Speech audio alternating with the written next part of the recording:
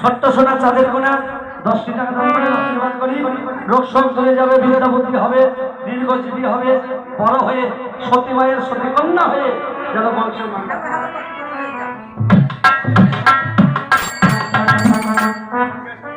এইবার আমার বেহলা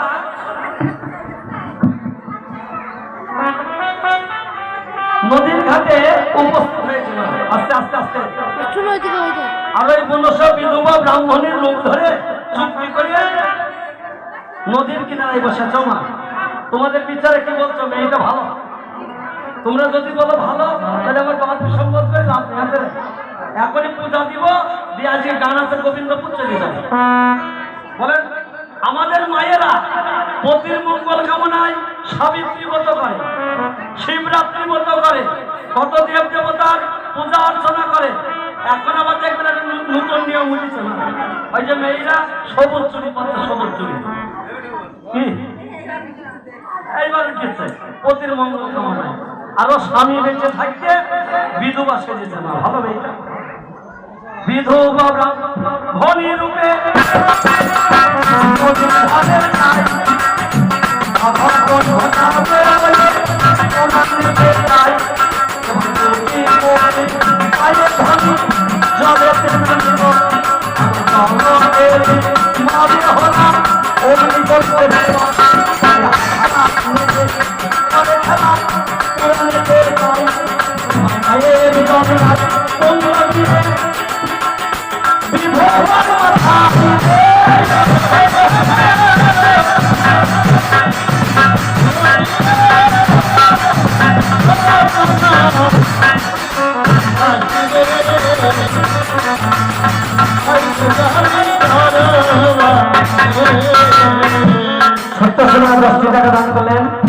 যেন রোগ সব করে যায়, বিদ্যা বুদ্ধি হয়, ধনে জনে পরিপূর্ণ হয়।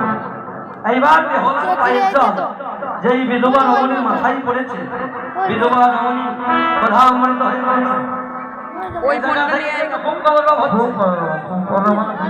এমনি ছোট জায়গা, তার ভিতরে যদি এত কলরব হয় বুঝলেন। আর আমার কিন্তু মুখ সত্যি খারাপ, ভাববেন না যে আমি ময়দানপুরের জামাই বলে মুখ খাটো করে চলে যাবো। আমা তোমাদের মা বলে ডাকছে, লক্ষ্মী মা আমার, তোমাদের খুঁড়িছে না মা বলে ডাকছি। এমন কাজ করে না যাতে মাসি বলে ডাকতে হয়। যদি মাসি বলে ডাকি বুঝতে পারছো তো, আমার নাই মাসি, আমার বাবার কে হবা। এমন কাজ করো না মা, হইচই করো না, হ্যাঁ, যাতে মাসি বলে না ডাকতে হয়। ঠান্ডা হয়ে গান শোনা, হ্যাঁ ঠান্ডা হয়ে শোনা। বেহলা বলছে ওমা মা তুমি কে মা? বিধবা রমণী, তুমি এত নিষ্ঠুর, এত পাষাণী, এত কঠিন মা, তোমার মনে তো দয়া নাই, তোমার মনে তো মায়া নাই। আমাকে লৌহভাবে গুরুদণ্ড দিলে মা, এত বড় অভিশাপ তুমি হয়ে দিও না মা। আজ আজ আমি তোমার বাক্য ফিরাই আনো। মনসা দেখলেন আমি যদি বেহলার গলিত কথাই বলে যাই, স্বর্গে পাবো না দেবী আসন। বললো শোন, ইংরেজিতে একটা কথা আছে টিপ ফর ট্যাট, মানে যেমন কুকুর তার তেমন মুকুট। তুই যেমন অন্যায় করেছিস তার সাজা পেয়েছিস। বেহলা বলছে মা গো, তবে কি আজ তুমি তোমার বাক্য ফিরাইয়ে নেবে না মা? আজ যদি তুমি তোমার বাক্য ফিরাইয়ে না নাও, আমি যদি সতী মায়ের সতী কন্যা হয়ে থাকি, যদি জীবনে তোমার নামে গুণাগুণ কীর্তন করে থাকি, এই চোখের জল, আমার নয়ন জল আর নদীর জল একত্রিত করে নিয়ে আজ আমি তোমার অভিশাপ দেব। আশা করে সবাই এত বড় অভিশাপ দিলে, যতদিন তোমার জীবিত না হয় ততদিন তোমার মনের আশা পূরণ হবে না। হবে ও তুই সচেতনা করছিস, সতীত্বের অহংকার করছিস। আজকে তোকে সতীত্বের পরীক্ষা দিতে হবে। কি পরীক্ষা? এই নদীর জলে ডুব দিতে হবে। ডুব দিয়ে যে যা বস্তু পাবে, যে যা দ্রব্য পাবে, দ্রব্যের মান নির্ণয় করে সে তত বড় সতী। বেহলা বলছে মা গো, তুমি তো আমার ইষ্ট দেবতা, তুমি তো আমার গুরু মা। শাস্ত্রে বলছে মহাজন গতীয়সী পন্থা, মহাজন যে পথে যায় জীবের উচিত সেই রাস্তা তাহলে তুমি আগে ডুব দাও যেই বলেছে। আর অহংকার করে মনসা নদীর জলে ডুব দিলেন। পদকর্তা বংশীদাস পাশে দাঁড়িয়ে বলছে, ওরে জল তুমি জলে জলে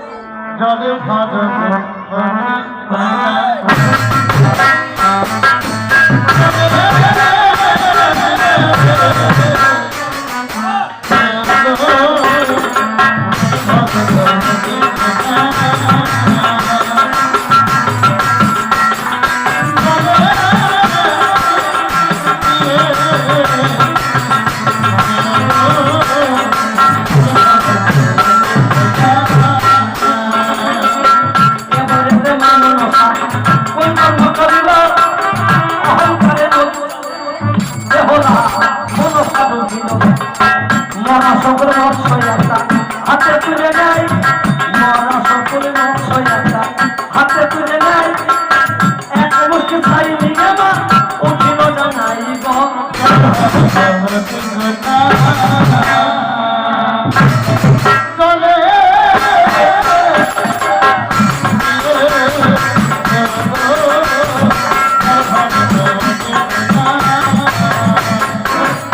সত্য সোনার চাঁদের কোনা 10টি টাকা দান করলেন। আশীর্বাদ করি যেন রোগ সংকরে যায়, বিদ্যা বুদ্ধি হয়, ধনের জন্য পরিপূর্ণ হয়।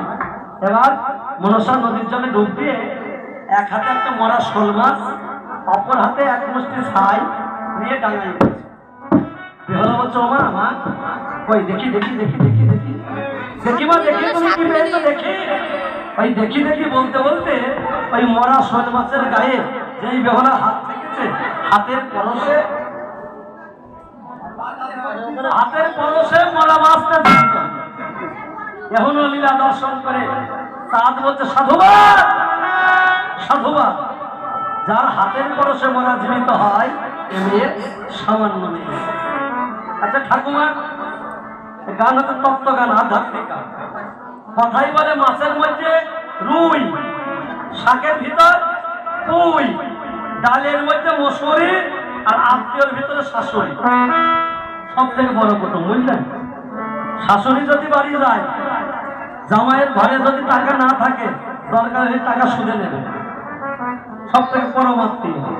কিন্তু ঘরে মা পোড়া রুটি পাই না, ছেলের একবারও খেয়াল থাকে। তাহলে মাছের মধ্যে রুই, শাকের মধ্যে পুঁই, তাহলে রুই মাছ লিখতে পারতো তো শৈল মাছ লিখতো কেন? গান তত্ত্ব গান, আধ্যাত্মিক গান। শৈল মাছটা মরা থাকে। যদি সতী নারী হয় ও সতী পরশে ও মরা শৈল আপনি আপনি জীবিত হয়। আর যদি অসতী হয় মা, ও জ্যান্ত মাছ গলা টিপে বেরিয়ে ফেলবে। এদিকে যে মাবে হরা কোন কর্ম করিল, ইষ্টদেবের নামে হরা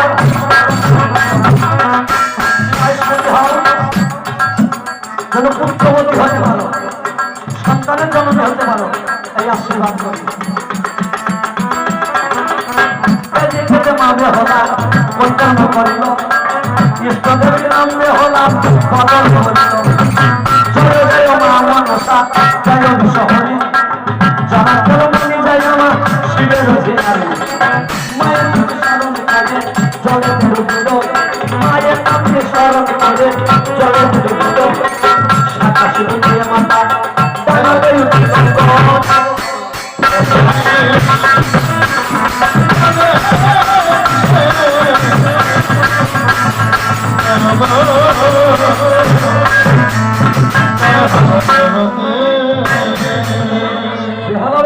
দেখো দেখো দেখো মা, দেখো আমি কি পেয়েছি দেখো।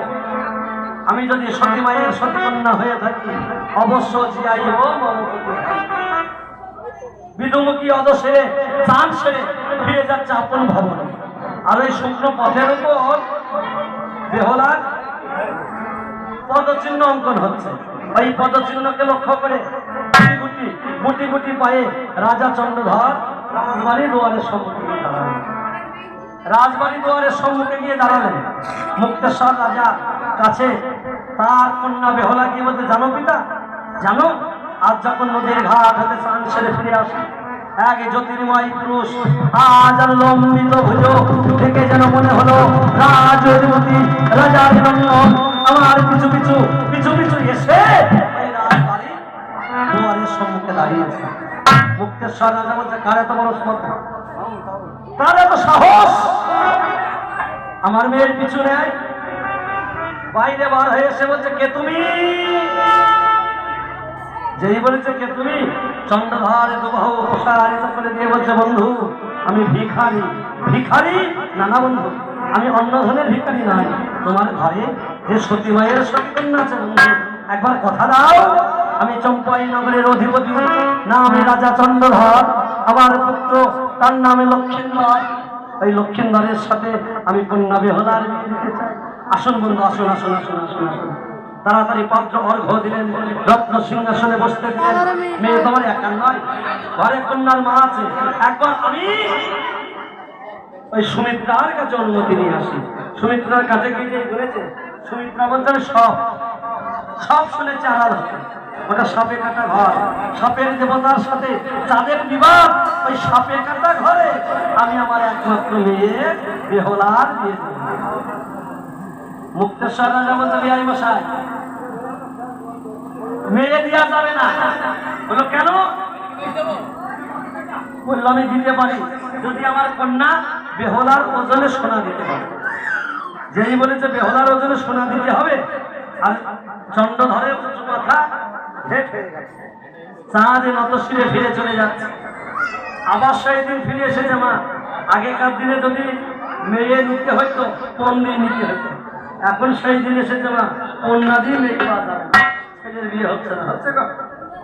সেদিন এসেছে বেহলার ওজনে সোনা দিতে হবে। যেই বলছে দিতে হবে, চন্দ্রধরের উচ্চমতা হেট হয়ে গেছে, চাঁদ নতশিরে ফিরে চলে যাচ্ছে। গবাক্ষ দ্বার হতে বেহলা ডাকছেন, পিতা ও পিতা।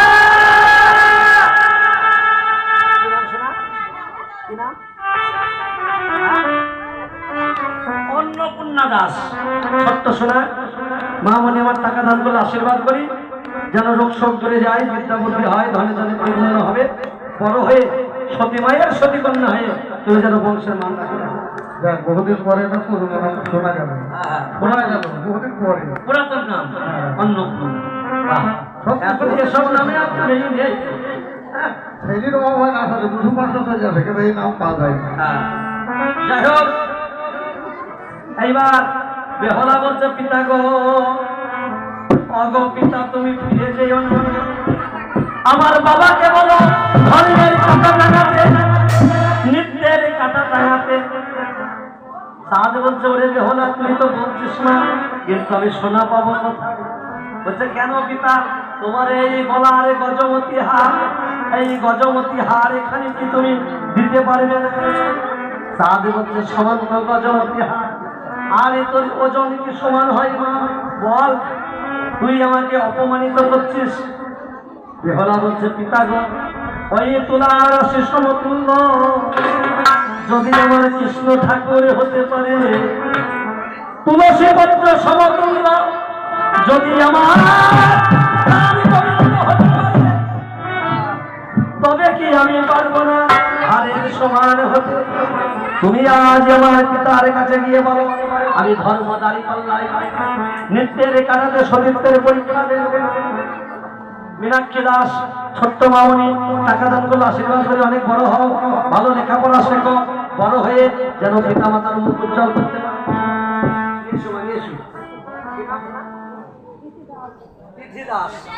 ছোট্ট হয়ে টাকা দান করলেন, আশীর্বাদ করি যেন শোক ধরে যায়, বিদ্যা বুদ্ধি হয়, বড় হয়ে পিতা মাতার মান রক্ষা করতে পারে। এইবার ধর্ম কাটা টাঙিয়ে দিলেন। এক পল্লাই দিয়েছে গজমতি হার, অপর পল্লাই উঠবে বেহলা ধ্বনি।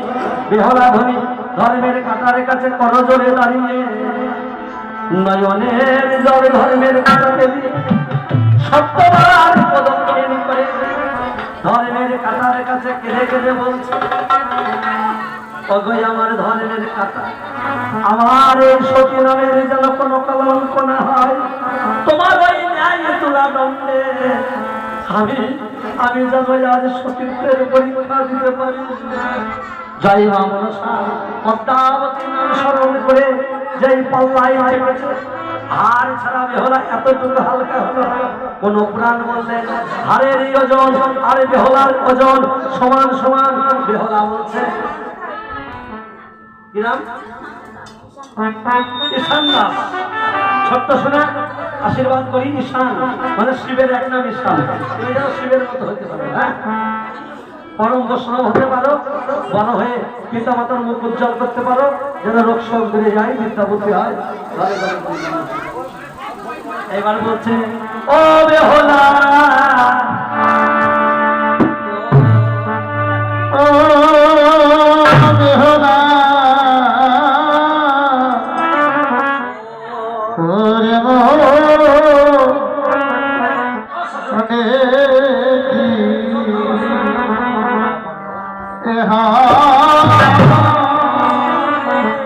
ছিল রে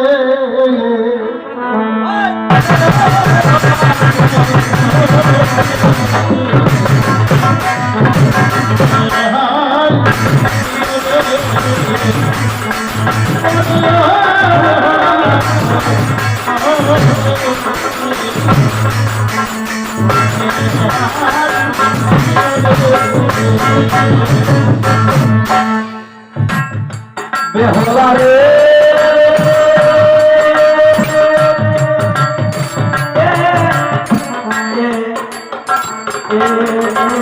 এ